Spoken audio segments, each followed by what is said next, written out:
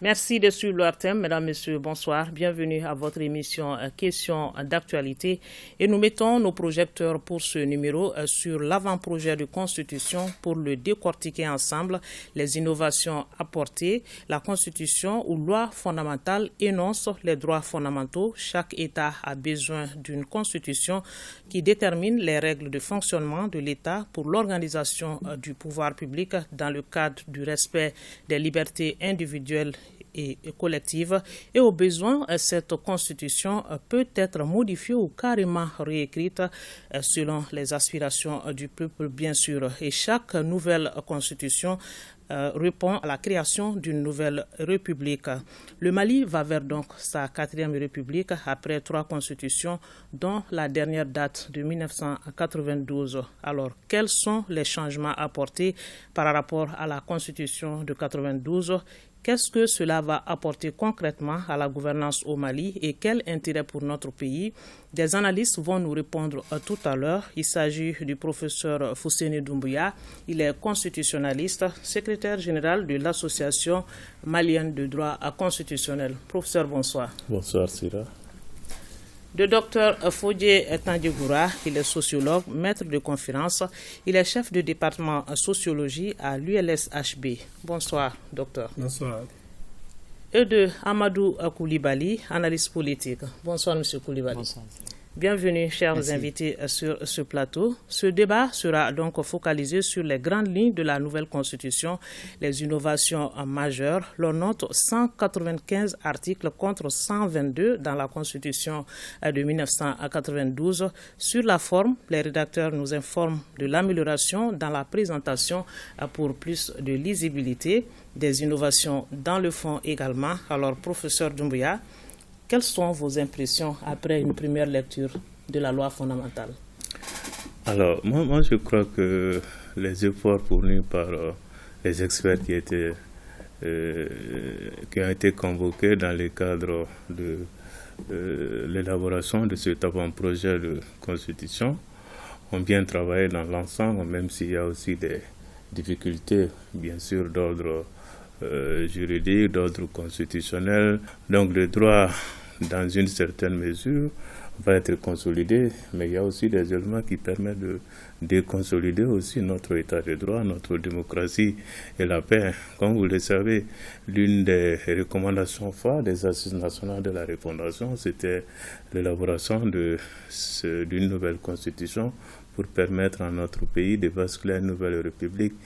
Et ces assises nationales ont fait beaucoup de recommandations qui malheureusement n'ont pas été prises en compte dans le cadre de cet avant-projet de constitution, telles que la question relative à la maîtrise du multipartisme excessif et la question relative aussi au scrutin proportionnel, les questions aussi relatives à la promotion du genre et beaucoup de choses.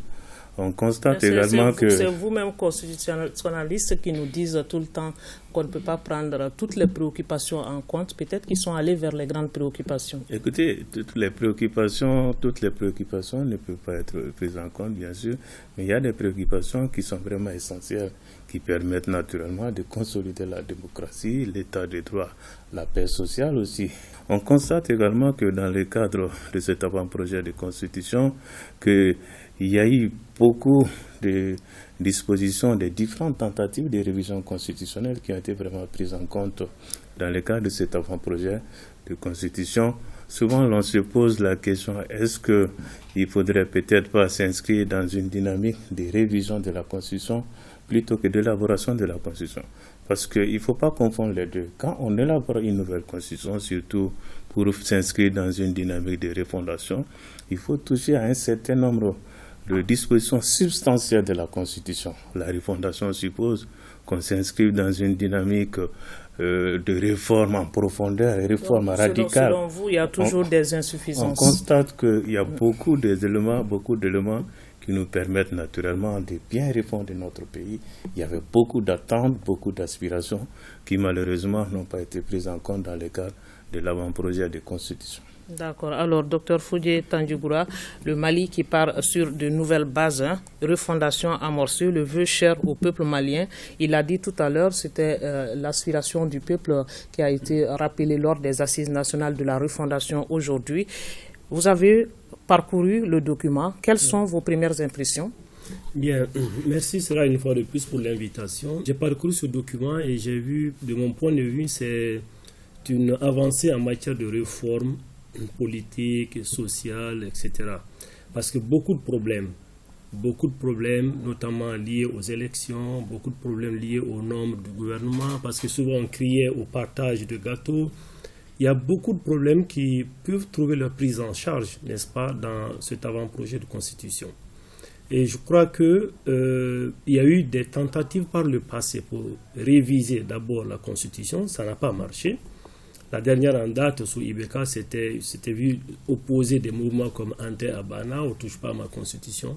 Précédemment, ATT l'avait essayé, Alpha également. Donc, ça veut dire que c'était donc nécessaire qu'on aille vers une constitution améliorée. Mais comme cela n'est pas possible à l'état actuel des choses, la disposition de l'article 118 qui empêche de le faire, mais rien ne dit qu'on ne peut pas écrire une nouvelle constitution. Je pense que c'est autorisé de faire une nouvelle constitution, mais par contre, il est impossible de réviser la constitution actuelle, si on se réfère à l'esprit de l'article 118. Donc pour moi, beaucoup de problèmes pourront trouver leur prise en charge dans cet avant-projet de constitution aujourd'hui, et c'est en cela que nous parviendrons à résoudre des questions liées aux élections, des questions liées, n'est-ce pas, au partage de portefeuille, des questions liées au rapport entre l'Assemblée et le président. Donc, il y a énormément d'insuffisances qui pourront être comblées, en tout cas dans la nouvelle forme de constitution, le projet de constitution, je vais dire. Donc, le coup peut être rattrapé. Pour moi, le coup peut être rattrapé, mais il n'y a pas de constitution parfaite, parce que quand vous parlez avec les juristes, ils trouveront une faille, je suis sûr.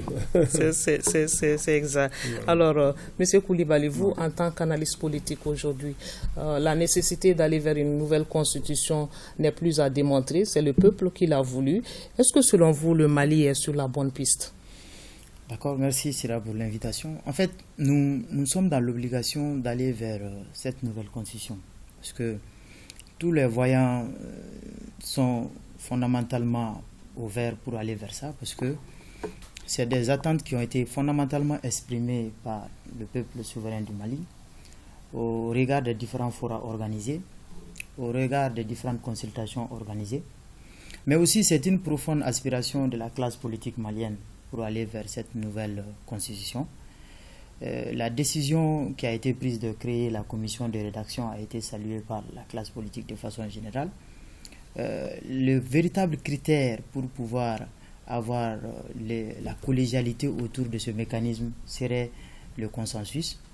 Une fois que la commission a rédigé l'avant-projet de constitution, elle a normalement le devoir de retourner vers cette classe politique, vers cette société qu'elle a consultée au préalable pour aller vers la rédaction. Il faut retenir aussi que nous avons passé à plusieurs tentatives qui n'ont malheureusement pas abouti. Il y a des réformes majeures au niveau de notre espace communautaire qu'on n'a pas pu faire parce que la constitution est assez rigide. Il faut s'y conformer. Voilà. Par exemple, je prends l'exemple sur la Cour des comptes, qu'on devrait créer depuis 1997 au regard de la directive 05 de l'UEMOA. Malheureusement, il fallait réviser ou avoir une nouvelle constitution pour pouvoir le faire, parce que c'est fondamental que l'argent public soit contrôlé. On va en venir à cette Cour des comptes, mais à la première lecture, vous avez eu quelle impression? Est-ce que vous avez eu l'impression que vous aviez des aspirations qui ont été prises en compte? Exactement, je dirais dans l'ensemble, c'est un bon texte. C'est un bon texte, ça reste toujours à l'appréciation du peuple, d'accord? Parce qu'il y a des attentes fortes en termes de légitimité, en termes de reconnaissance même de légitimité traditionnelle qui est prise en compte, en termes même de la précision exacte de la notion de laïcité qui a été assez clarifiée. Donc également aussi la notion de langue étrangère, d'accord, on a la possibilité désormais d'avoir une autre langue étrangère, mais aussi les langues nationales, même si là l'avant-projet n'est pas allé en profondeur, a juste demandé à ce que ça reste des possibilités, d'accord, que les langues nationales peuvent devenir des langues d'expression officielles. Je pense qu'il y a cette attente qui n'a pas été satisfaite à mon égard, au regard des différentes revendications faites par le peuple lors des différentes manifestations. D'accord. Sur le fond, maintenant, le Mali aura donc le président de la République, le gouvernement, le Parlement, la Cour suprême, la Cour constitutionnelle, la Cour des comptes, le Conseil économique, culturel et environnemental cette fois-ci. Alors, plus de hauts conseils des collectivités et plus de hautes cours de justice. Nous vous proposons un extrait de l'intervention du président de la commission de rédaction de la nouvelle constitution, professeur Fousseni Samaké, sur le plateau du journal de 20h. Disparaissent de la liste des institutions de la République la haute cour de justice et le haut conseil des collectivités. Disparaissent de la liste des institutions. En ce qui concerne le pouvoir exécutif, il y a des changements majeurs, notamment dans la distribution des pouvoirs entre le président de la République et le Premier ministre. Vous savez, dans la Constitution actuelle, on dit que c'est le gouvernement qui détermine la politique de la nation. Avec la nouvelle Constitution, c'est le président de la République qui détermine la politique de la nation, le gouvernement qui conduit la politique de la nation. Il s'agit donc en réalité de mettre fin à une sorte de fiction juridique. Il y a la limitation pour le gouvernement du nombre des ministres. Cela a été demandé plusieurs fois, qu'il faut limiter le nombre de membres du gouvernement. Dans la Constitution, il est inscrit que ce nombre ne peut dépasser 29. Ce nombre ne peut dépasser 29, quelle que soit leur dénomination. Ensuite, on a introduit des chapitres nouveaux sur l'administration, sur les forces armées et de sécurité. Sur le pouvoir législatif, le Parlement, qui comprenait une seule chambre, Assemblée nationale, va comprendre deux chambres. Première chambre, toujours Assemblée nationale, et il y aura une autre chambre qui s'appelle le Haut Conseil de la Nation, qu'on appelle ailleurs Sénat. Nous n'avons pas la formule Sénat, nous avons adopté une autre appellation qui s'appelle donc, qui est cette appellation, le Haut Conseil de la Nation, qui est donc la deuxième chambre à côté de l'Assemblée nationale. Alors, les rapports entre le Parlement et le gouvernement également connaissent des modifications, suite au fait que la détermination de la politique de la nation revient dorénavant au président de la République. Donc, la conséquence du point de vue juridique à tirer de ça, c'est que le Parlement ou l'Assemblée ne pourra plus renverser le gouvernement. Et, en sens inverse, le président de la République ne pourra plus dissoudre l'Assemblée nationale. Alors, il y a beaucoup de points. Allons point par point. Sur le pouvoir exécutif, par exemple, professeur Doumbouya, la politique de la nation est désormais définie par le président de la République pour l'engager dans sa réussite. D'abord, qu'est-ce qu'il faut comprendre par politique de la nation? Pour répondre à votre question, la politique nationale n'est autre chose que, vous savez, le président il est élu sur la base d'un programme, il est élu sur la base d'un projet de société qu'il est censé matérialiser, n'est-ce pas? Et dans cette dynamique, il a toujours tendance à mettre en place un Premier ministre ou un gouvernement à la tête duquel il y a un Premier ministre qui définit cette politique sur la base du projet de société ou bien du programme de société du président de la République et soumettre ça à l'adoption de l'Assemblée nationale ou bien du Parlement. Donc c'est cette politique, la politique nationale n'est autre chose que l'ensemble des éléments défendus dans le projet de société du président de la République ou bien de son programme de société et qui naturellement vont être soumis à l'approbation du peuple pour leur matérialisation. Alors pour cela, il a été clairement dit dans l'avant-projet que c'est le président naturellement désormais qui va déterminer ou définir la politique de la nation. C'est vrai que dans la disposition actuelle résultant de la Constitution du 25 février 1992, il est dit que c'est le gouvernement qui détermine la politique de la nation et la conduit aussi. Mais cette fois-ci, le président définit ou détermine la politique de la nation et met ça à la disposition du gouvernement pour la conduire. Alors, je me dis que dans cette dynamique, il faut reconnaître qu'il y a deux changements majeurs dans l'avant-projet. Le premier changement, c'est qu'il n'y aura plus de motion de censure. Parce que la motion de censure peut résulter, n'est-ce pas, d'un refus d'adoption de la politique générale du gouvernement devant le Parlement si l'Assemblée nationale ou le Parlement décide de rejeter ce projet-là naturellement. Le Premier ministre est appelé à démettre, à présenter sa démission qui naturellement va aussi provoquer la démission de l'ensemble des membres du gouvernement.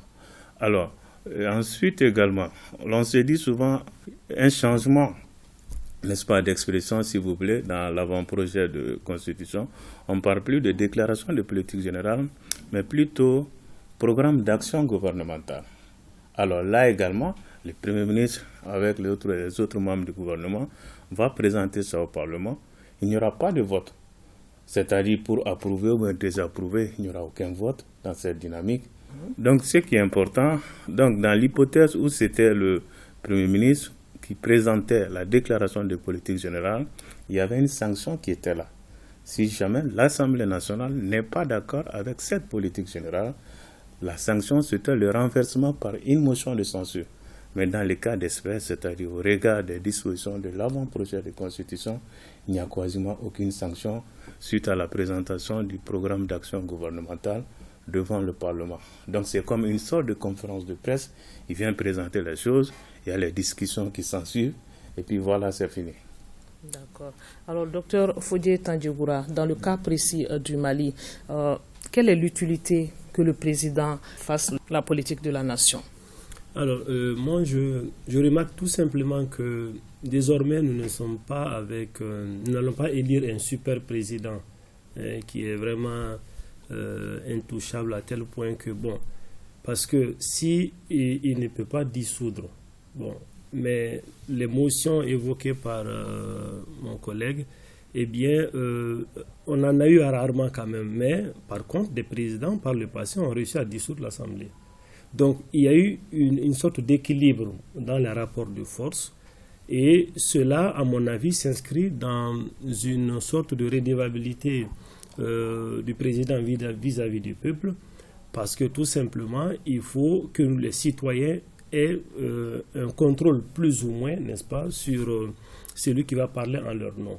Ensuite, je remarque également que, dans l'article 46 qui parle notamment de la nationalité, parce qu'il y a une disposition, effectivement, qui protège, n'est-ce pas, qui fait que lorsqu'on a une double nationalité, on ne peut plus prétendre à la magistrature suprême.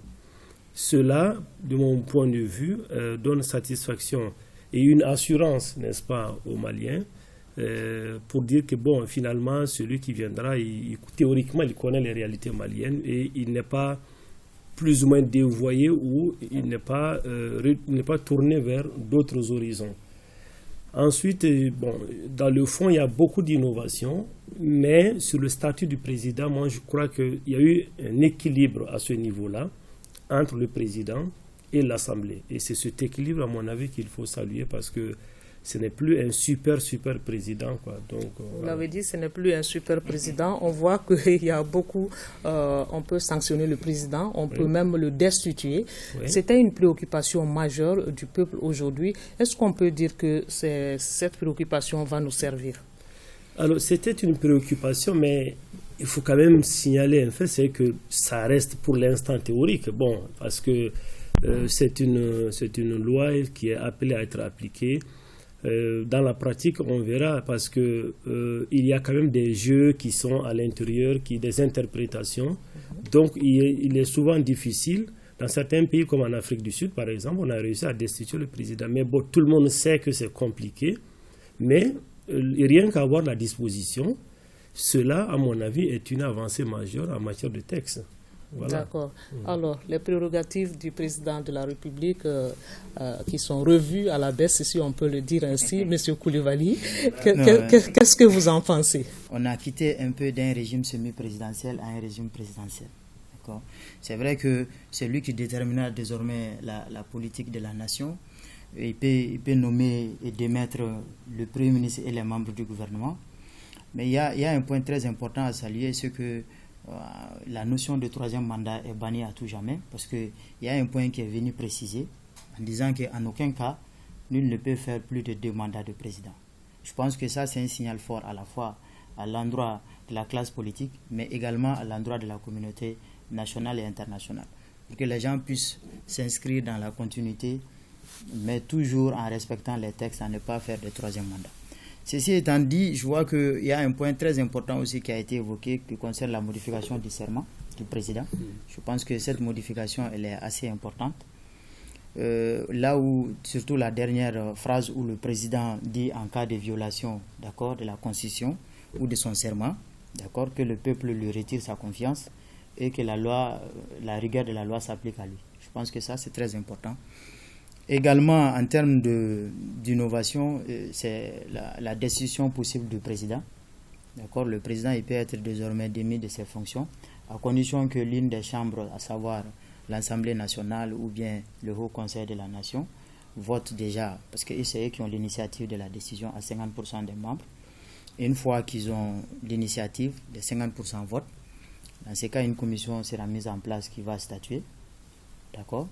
Et la décision est prononcée à 2/3 des membres. D'accord ? Des membres des 2 chambres. Est-ce que c'est une façon de le contraindre à des résultats, à votre avis? Exactement, parce que déjà, c'est lui qui est responsable devant le Parlement. Ce n'est plus le chef du gouvernement qui est responsable devant le Parlement. Le chef du gouvernement est responsable devant le président de la République. Donc, tout repose en fait sur le président. C'est lui qui a la responsabilité entière de la nation et c'est lui qui va être destitué quand les résultats ne seront pas là. Je pense que ce mécanisme est assez fort. Toutefois, il reste à voir l'application parce que les textes là, c'est toujours les hommes qui sont au cœur du mécanisme. D'accord. Une fois que les hommes ne sont pas orientés vers l'application correcte des textes, on va assister à des en venir en fin de débat parce qu'une chose est de mettre les choses sur place. Exactement. Et une autre est de les exécuter. Exactement. L'application compte beaucoup. Professeur Doumbia, le président de la République, qui peut être désormais démis de ses fonctions, comment et avec quel procédé? C'est vrai que lui, il a commencé à en parler. Écoutez, pour plus de clarification. Écoutez, ce n'est pas une pratique totalement inédite dans notre Constitution. Ça existe bel et bien au niveau de la Constitution du 25 février 1992, à travers notamment l'institution Haute Cour de justice, qui naturellement, depuis qu'elle a été mise en place en 2015, n'a pas fonctionné. Ce qui est sûr, il y a plusieurs possibilités, si vous voulez, de raccourcir le mandat d'un président. Voilà, dans la destitution, il y a la voie de la démission, il y a aussi la voie de la destitution. C'est vrai que du point de vue de la comparaison avec les régimes politiques contemporains dans le monde, rarement il y a eu des cas de destitution. Il y a eu, allez dire, le seul président africain, je le dis bien, à être destitué par le Parlement, je dis bien par le Parlement, c'est le président malgache Albert Zafi. À part lui, aucun autre président africain n'a été destitué par le Parlement au regard d'un certain nombre d'impératifs ou de réalités. Mais qu'est-ce qui fait que les Africains mettent des textes comme ça et qu'on n'arrive pas à appliquer? C'est au regard de la pratique même du régime, du régime parlementaire majoritaire au niveau du Parlement. Vous savez, dans la plupart des cas, les présidents ont toujours disposé au niveau du Parlement, chargé de sa destitution, une certaine majorité qualifiée ou bien dévouée à sa cause. Alors, si c'est le Parlement qui destitue, alors, dans la plupart des cas, dans d'autres États, et on commence d'abord par la première chambre, qui met en accusation le président de la République. Après, on va au niveau de la seconde chambre, qui est chargée de voter, n'est-ce pas, la destitution à la majorité des 2/3. Et dans la plupart des cas, c'est nouveau, ça échoue. Pour ce qui concerne notre Parlement, il faut reconnaître qu'il faut préciser qu'au niveau de la seconde chambre, il y a 1/3 des membres de la seconde chambre qui vont être élus par le président de la République. Donc, eu égard à cette dynamique, c'est 1/3 qui seront naturellement confrontés à un devoir de redevabilité. Il est totalement rare que ces derniers puissent s'inscrire dans une dynamique de destitution du président de la République.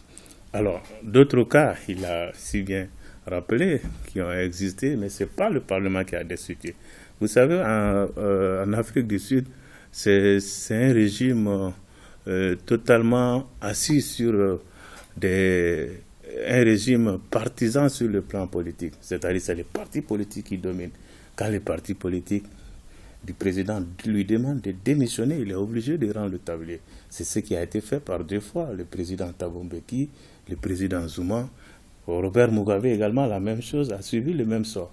Donc dans la plupart des cas où notre démocratie semble être fortement fragilisée, où le président a toujours disposé de la majorité au niveau du Parlement, alors il est totalement difficile qu'on puisse s'inscrire dans une dynamique de destitution. C'est cette même pratique qui a prévalu au niveau de la Haute Cour de justice qui naturellement ne pouvait pas fonctionner parce qu'il y avait une mainmise de l'exécutif là-dessus, une mainmise du politique là-dessus, une mainmise du président de la République. Donc c'est une bonne chose que la Haute Cour de justice disparaisse aujourd'hui? La Haute Cour de justice naturellement va disparaître avec l'avant-projet, avec la nouvelle constitution. C'est une bonne chose vu ce que tout ce bon, que moi je me dis qu'il y a déjà une solution qui malheureusement, ils l'ont dit au niveau du serment, mais cela n'a pas été complété dans le cadre de cette procédure de destitution. On dit que quand le président trahit son serment, que le peuple décide de raccourcir son mandat. C'est bel et bien dit, mais par comment? Il n'y a aucune précision dans ce sens. Le seul élément de destitution aujourd'hui qui est prévu, c'est celui qui concerne le Parlement et non le peuple. Dans certains États, il y a ce qu'on appelle le mécanisme de révocation populaire.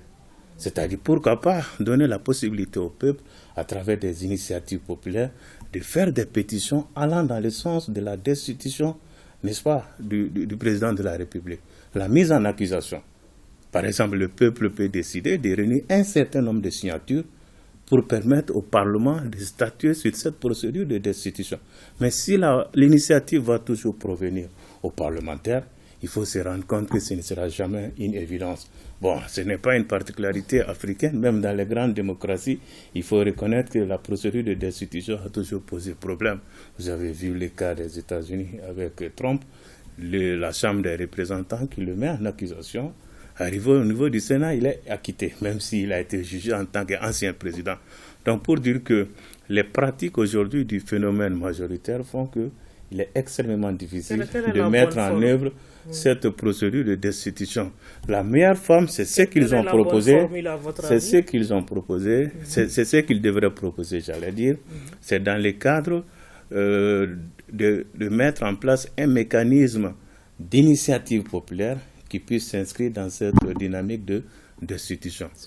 C'est-à-dire qu'on donne la possibilité au peuple, dans l'hypothèse où le président de la République aurait trahi son serment, qu'il puisse avoir une pétition, c'est-à-dire un certain nombre de signatures, qui puisse déclencher la procédure de destitution du président de la République. Parce qu'au niveau du Parlement, ce n'est pas évident. Et si cela échoue, pourquoi pas qu'on puisse s'inscrire aussi dans une dynamique de révocation populaire qui existe également dans d'autres États. Mais dire qu'un Parlement qui est toujours dévoué à la cause de l'exécutif, à la cause du président de la République, de par son fonctionnement, de par sa composition, il est totalement impossible, n'est-ce pas, de constater que ce Parlement puisse s'inscrire dans une dynamique de destitution de l'exécutif. Monsieur Coulibaly, le président ne peut plus dissoudre le Parlement puisqu'on ne parle plus d'assemblée. Il y a la nuance assemblée-parlement. Est-ce que vous pouvez nous donner des clarifications à ce niveau? En fait, le Parlement comprend 2 chambres. D'accord. La première chambre, c'est l'Assemblée nationale.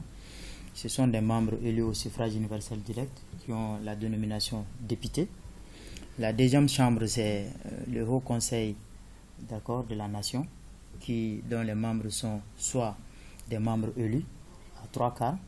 Donc c'est pour un peu déterminer cet élément-là. Au lieu de 1/3, c'est 1/4, d'accord. C'est 1/4 des membres qui sont désignés par le président qui sont désignés, dont les modalités ne sont pas définies d'abord, parce que ces 1/4 là sont désignés parmi les autorités traditionnelles, d'accord, les Maliens établis à l'extérieur, mais également les personnalités qui ont eu à faire des fonctions honorifiques au titre de l'État de la nation du Mali. Je pense que ce mécanisme est assez important dans la mesure où ça permet d'intégrer, d'accord, plusieurs composantes. Vous voyez, vous imaginez un peu des autorités traditionnelles se présenter à une élection municipale ou à une élection législative, c'est difficile. D'accord, mais par contre, on a besoin d'eux parce qu'ils jouent un rôle stabilisateur. D'accord, ils jouent un rôle assez important dans la gestion de la nation. Je pense que c'est un mécanisme assez important. La maison de Kénédougou, par exemple, pourrait bien être représentée dans ça, hein, y compris celle d'autres régions. Je pense qu'à ce niveau, nous devons nous réjouir que nos réalités traditionnelles ont pu être prises en compte à ce niveau. Alors, les trois quarts, ils vont être élus. D'accord, ils vont être élus parmi les représentations des collectivités territoriales.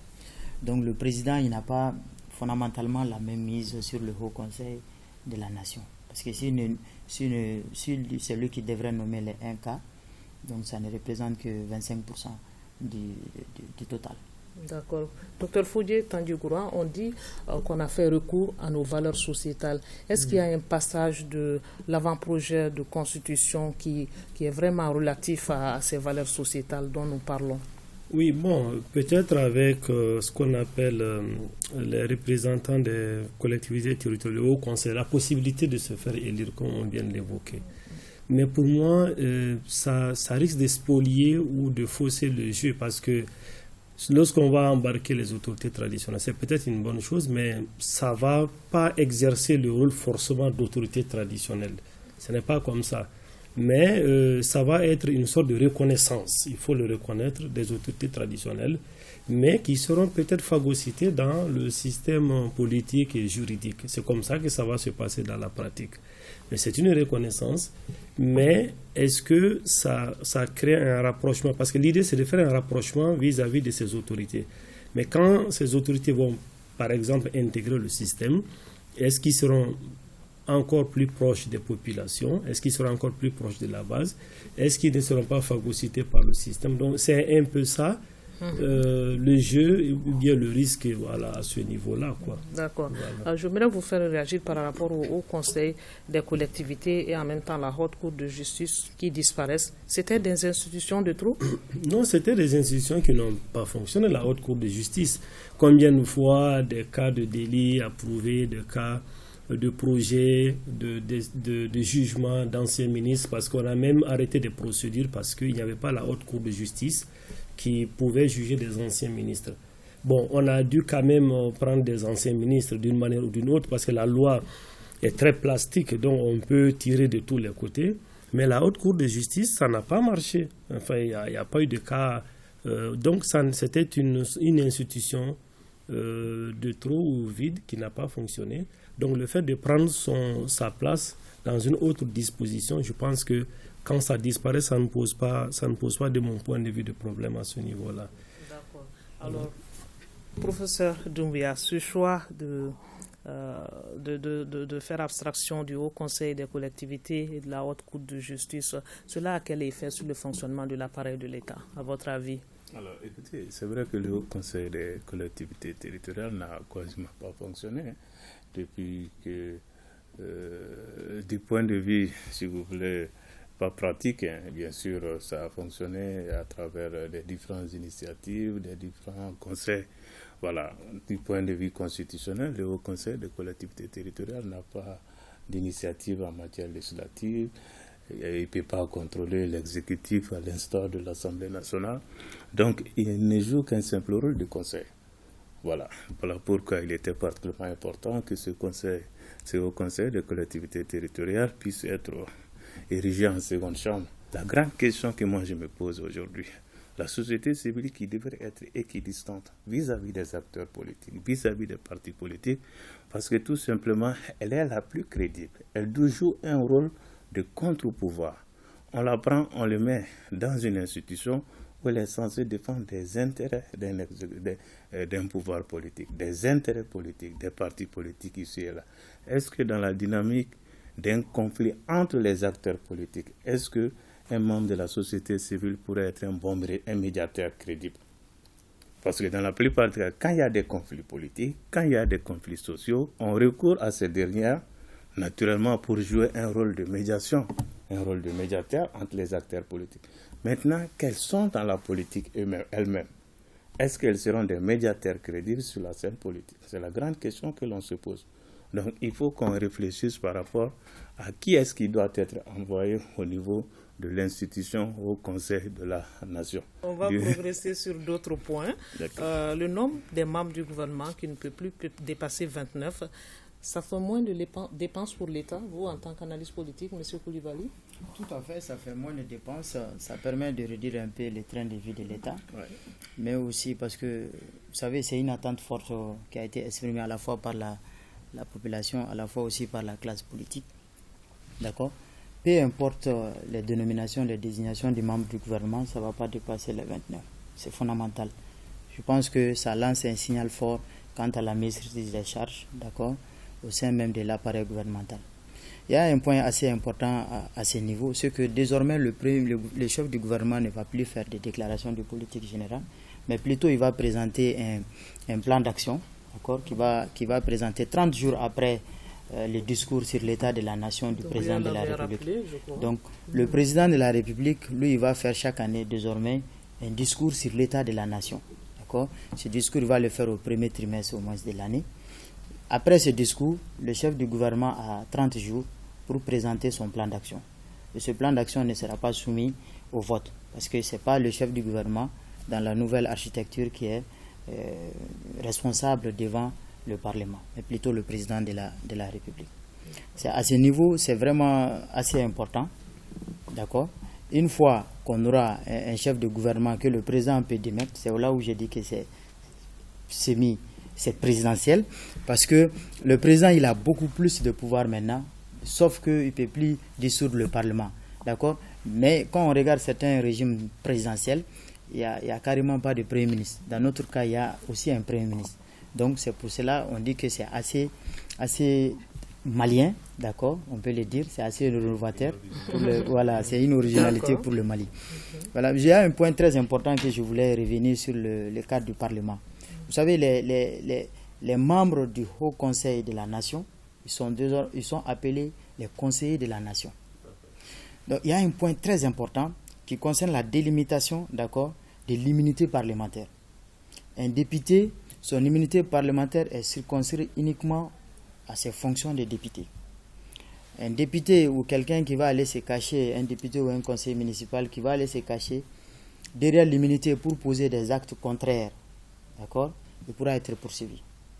Une fois qu'il est condamné définitivement, le ministre de la Justice ou un autre citoyen peut demander à ce que ce dernier soit destitué.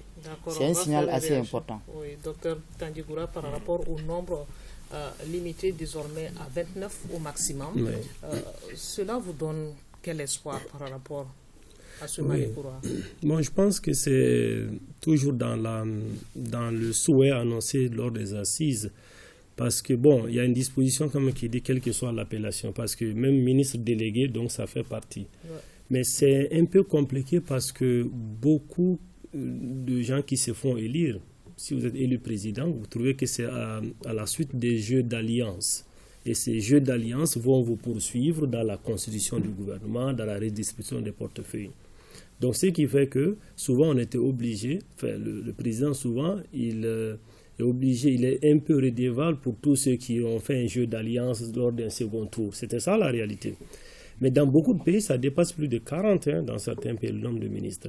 Mais que ce soit inscrit dans la Constitution, effectivement, nous oblige à nous limiter à ce nombre de 29. Maintenant, parce que, bon, on va voir si dans la pratique, parce que c'est quelque chose qui avait choqué les Maliens à des moments difficiles. On fait un nombre pléthorique de ministres, et puis, bon, les mêmes ministres reviennent chaque fois. Mais cette fois-ci, c'est inscrit dans la Constitution. Donc, je pense que c'est un contrôle de nos ressources. Et puis, bon, voilà. D'accord. Alors, professeur Doumbia, par rapport au Sénat, c'est appelé ici au Conseil de la Nation. Comment fonctionne un Sénat et quelle peut être son utilité pour le Mali? Alors, c'est vrai que la seconde chambre, c'est une très bonne chose en ce moment où ça permet surtout de porter des atténuations à la crise de la démocratie représentative au niveau de l'Assemblée nationale.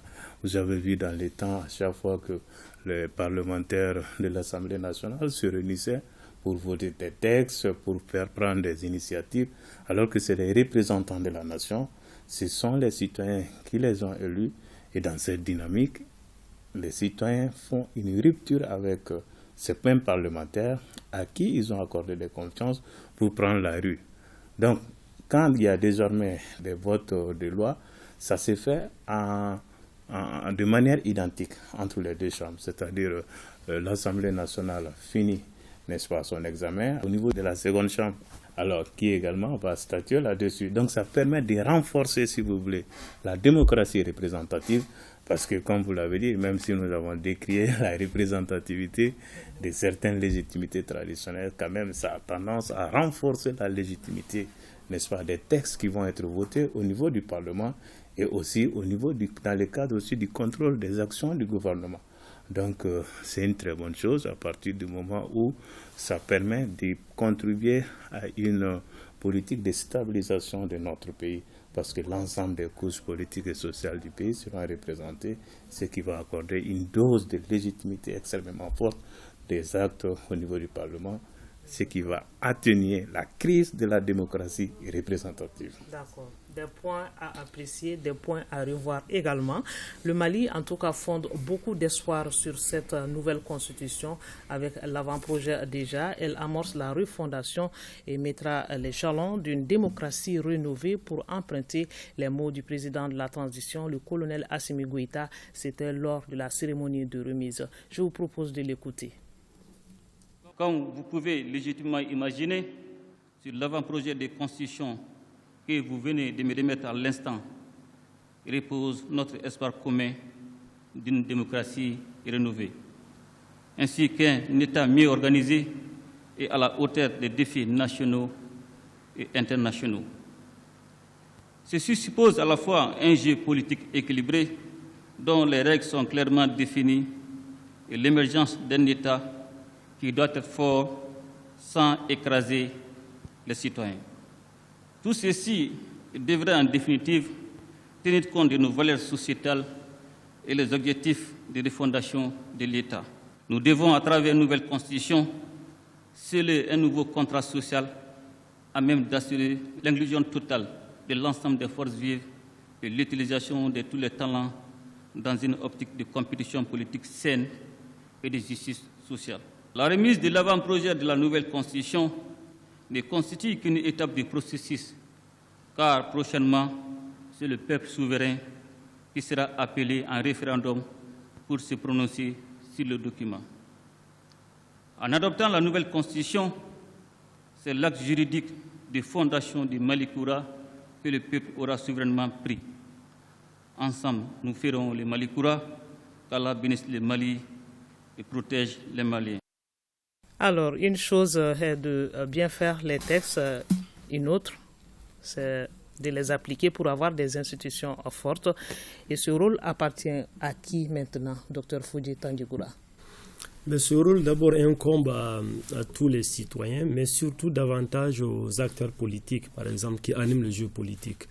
Ça incombe aux fonctionnaires, ça incombe à tous ceux qui sont garants de l'applicabilité des textes. Je vous dis, en matière de textes, on est champion, on a les beaux textes. Mais cette fois-ci, il est impératif, puisqu'on amorce un changement, dans le sens de corriger beaucoup d'insuffisances liées au fonctionnement de l'État et des institutions.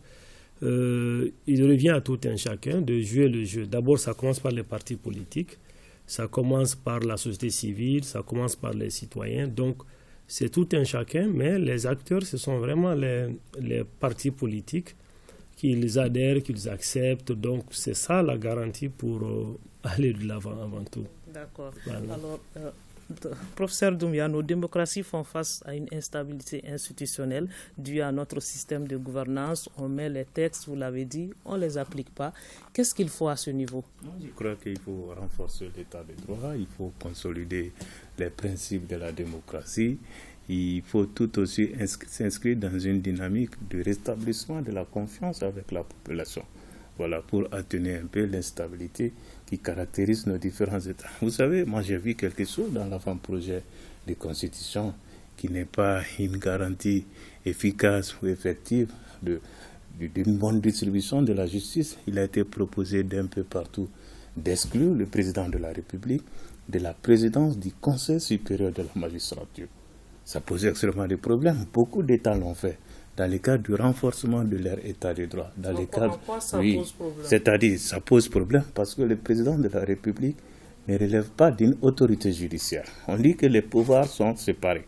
Les pouvoirs judiciaires, les pouvoirs exécutifs et les pouvoirs législatifs. Alors, pourquoi un président de la République, dans la plupart des cas, se trouve être, n'est-ce pas, un pouvoir politique? Alors, le pouvoir exécutif, si dans le même temps, celui-ci préside le Conseil supérieur de la magistrature, qui se trouve être une institution extrêmement importante pour garantir l'indépendance de la justice, ça pose extrêmement de problèmes. Voilà pourquoi, oui, ça risque d'être compromis. Et dans cette dynamique, beaucoup d'États modernes aujourd'hui ont dessaisi le président de la République, de la présidente du Conseil supérieur de la magistrature, pour une bonne distribution de la justice au profit du président de la Cour suprême. Moi, j'étais membre du comité d'experts pour la révision constitutionnelle en 2019. C'est ce que nous avons prévu dedans. Mais dans le cadre de l'avant-projet, il est bel et bien maintenu l'une des dispositions qui renforce naturellement les prérogatives du président de la République, que c'est celui-ci qui va présider le Conseil supérieur de la magistrature. Et là également, dans le cadre de cet avant-projet, on parle d'indépendance de la justice, mais on ne parle pas d'impartialité du juge. L'indépendance et l'impartialité, ce n'est pas la même chose. L'indépendance, c'est à l'égard de l'exécutif, c'est à l'égard du législatif, si vous voulez, des deux pouvoirs. Et l'impartialité, c'est à l'égard des partis. Alors, comment on peut garantir une indépendance et ne pas garantir l'impartialité, ce qui n'est pas le cas aujourd'hui dans le cadre de l'avant-projet.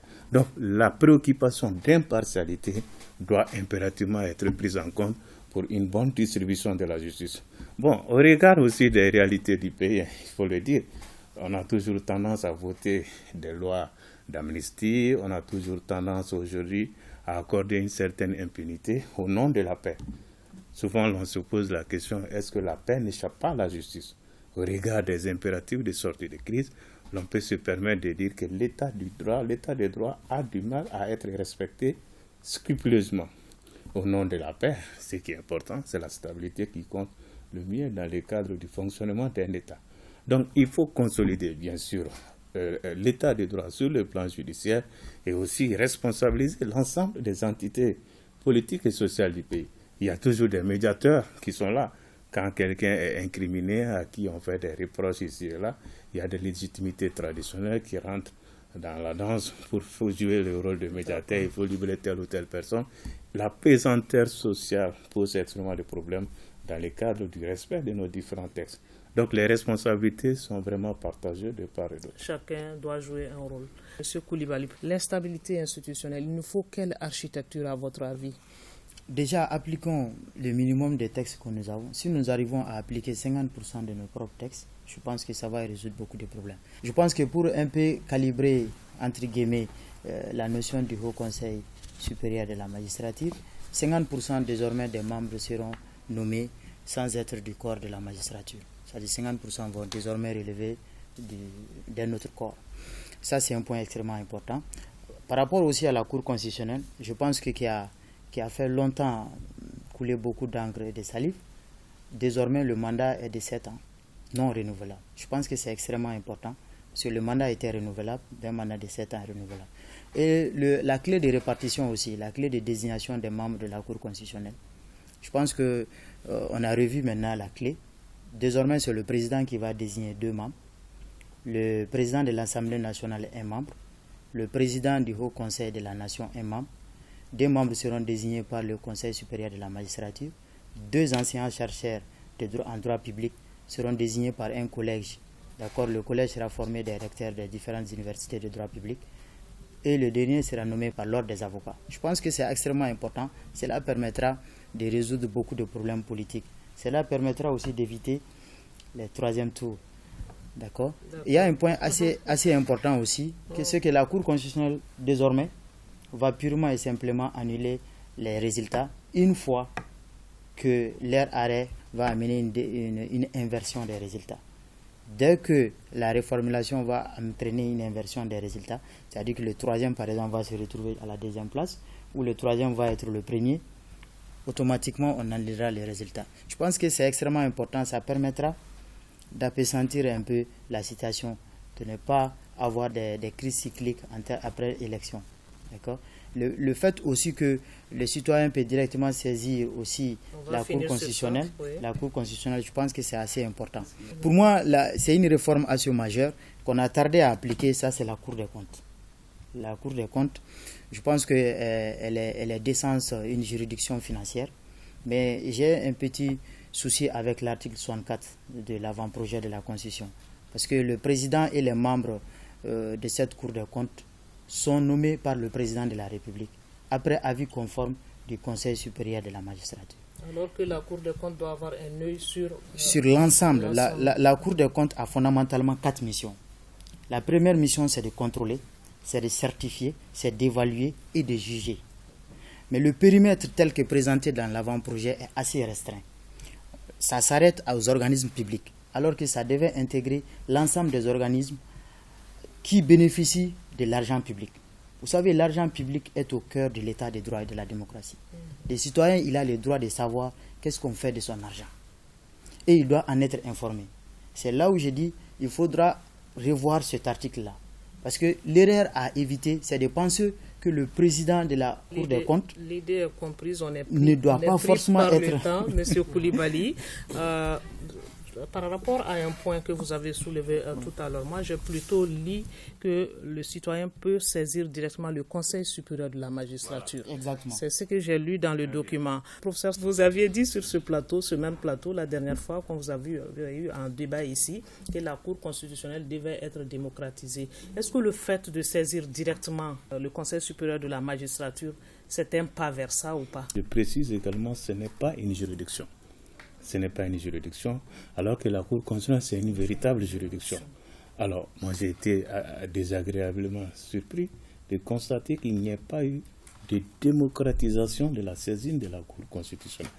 Alors, il y a l'exception d'inconstitutionnalité qui se trouve être les recours a posteriori, mais il n'y a pas une saisine directe, n'est-ce pas, citoyenne au niveau de la Cour constitutionnelle. Donc, alors que il faut déplorer cette pratique-là, c'est l'une des recommandations, si vous voulez, des assises nationales de la refondation pour dire qu'il faut étendre la saisine de la Cour constitutionnelle aux citoyens. Mais dans le cadre de l'avant-projet, ce n'est pas du tout une réalité. On dit également que la Cour constitutionnelle garantit les droits et libertés fondamentaux des citoyens. Ça veut dire que les droits et libertés fondamentaux des citoyens sont garantis dans la Constitution. Si mes droits et libertés fondamentaux sont violés, qu'est-ce que je peux faire? Est-ce que je peux me faire entendre devant la Cour constitutionnelle qui est censée garantir mes droits et libertés fondamentaux? Il n'y a aucune possibilité. Seul à ce niveau, n'est-ce pas, les autorités qui sont citées, qui sont habilitées. Voilà. Docteur Fodje Tandjigoura, professeur Doumbia l'avait dit tout à l'heure, il l'a même dénoncé. La justice se voit épaulée par la société. Les modes alternatifs et traditionnels des règlements de conflits sont autorisés. Qu'est-ce que cela vous inspire? Moi, en tant que sociologue, ce n'est pas une défaillance en soi que des autorités traditionnelles parviennent à juguler des tensions un peu en avance. Mais je pense que ce qu'il décrit, c'est probablement l'influence que ces autorités ont sur la justice formelle. Ça peut être des médiations religieuses, des médiations traditionnelles. Bon, ça, c'est une de nos réalités. Et je pense que ça a permis de juguler beaucoup de tensions. Et même les pouvoirs publics ont eu recours à ces autorités-là pour corriger des tirs par le passé. Mais je voudrais préciser qu'il y a aussi d'autres choses dans l'avant-projet. Par exemple, il y a la question de l'esclavage qui est prise en compte dans l'article 4. Ça sort clairement parce que le Sahel occidental, CAI notamment, est en proie à ce phénomène-là. Donc, puisque de l'autre côté, le code pénal est en relecture, mais cette fois-ci, nous l'avons dans la Constitution et c'est vraiment écrit esclavage dans les sévices. Donc, pour moi, le débat juridique, ça peut toujours avoir lieu. Mais comprenez une bonne fois qu'on a un avant-projet de Constitution qui permettra d'aplanir un certain nombre de mésententes liées à la question électorale, liées aux failles dans les jeux politiques entre institutions, les jeux d'alliance, qui permet également de corriger un certain nombre de choses. Donc, c'est une avancée dans tous les cas, mais ce n'est pas un document parfait qu'on a soumis, mais ça reste quand même un document qui est une avancée. Voilà, c'est un peu ça. On va faire un dernier tour de table, on est pris par le temps. Je commence par le professeur Doumbia. Quels sont vos espoirs pour le Mali Koura par rapport à cet avant-projet? La démocratie ne s'impose pas. Car en démocratie, c'est librement et de manière concertée que les citoyens s'organisent et décident. Le Mali vit aujourd'hui une situation extrêmement complexe de son histoire. J'ai l'habitude de dire qu'on ne peut pas gérer un pays en période de crise comme en période normale. Quand un pays en crise, le plus important, c'est de rassembler l'ensemble des forces politiques et sociales du pays en essayant de mettre l'intérêt supérieur de la nation au-dessus de toute préoccupation partisane et personnelle. La Constitution est le fruit d'un consensus. Il est particulièrement important que personne ne puisse rester en marge de ce processus. D'accord. Alors, M. Koulibaly, comment vous voyez déjà le Mali Koura à travers cet avant-projet de constitution? Je pense que ça pose les jalons déjà pour aller vers ce Mali Koura-là. Mais ce Mali Koura ne pourra pas aller sans l'implication de tout le monde. D'accord? C'est-à-dire que c'est le code source de l'homme malien même qu'il faut revoir. On a beau faire ces textes, on a beau faire une constitution, si l'homme qui doit appliquer cette constitution ne change pas de mentalité, s'il ne comprend pas la nécessité d'aller vers cette refondation, s'il ne comprend pas la nécessité de changer de pratique, s'il ne comprend pas la nécessité de tous les enjeux géostratégiques qui entourent notre pays, je pense qu'on ne va pas s'en sortir. L'homme doit être mis au cœur de ce dispositif-là. La seule clé de succès pour moi, c'est le consensus. S'il n'y a pas de consensus politique autour, le projet, ça ne va pas marcher. D'accord. Et nous devons tout faire pour aller vers le consensus politique. Tandigoura, pour boucler, le sociologue. Oui, bon, je pense qu'il faut un Mali Koura, comme on le dit. Parce que ce sont les humains, les hommes, qui animent les institutions. Donc, il va falloir s'armer d'un nouvel esprit pour voir que nous amorçons un changement et que les textes nouveaux qui sont ainsi élaborés doivent intégrer désormais nos manières de travailler, d'agir et de penser. C'est en cela qu'on peut parvenir à soutenir dans la longue durée toutes les réformes qui sont en train d'être engagées. C'est ça. Alors, beaucoup d'espoir pour le Mali Koura en tout cas. Ce débat se referme ici en attendant d'autres forats. Nous parlions de l'avant-projet de constitution qui a été donc remis au président de la transition, les grandes innovations et leur utilité pour le Mali. Et nos invités étaient professeur Fousseni Doumbouya, constitutionnaliste. Il est secrétaire général de l'Association malienne de droit constitutionnel. Dr Fodje Tandigoura, il est sociologue, maître de conférence, et Amadou Koulibaly, analyste politique. Nous espérons que vous avez eu un intérêt à nous suivre. Merci de votre attention. Passez d'excellents moments de télévision en notre compagnie. Bonsoir.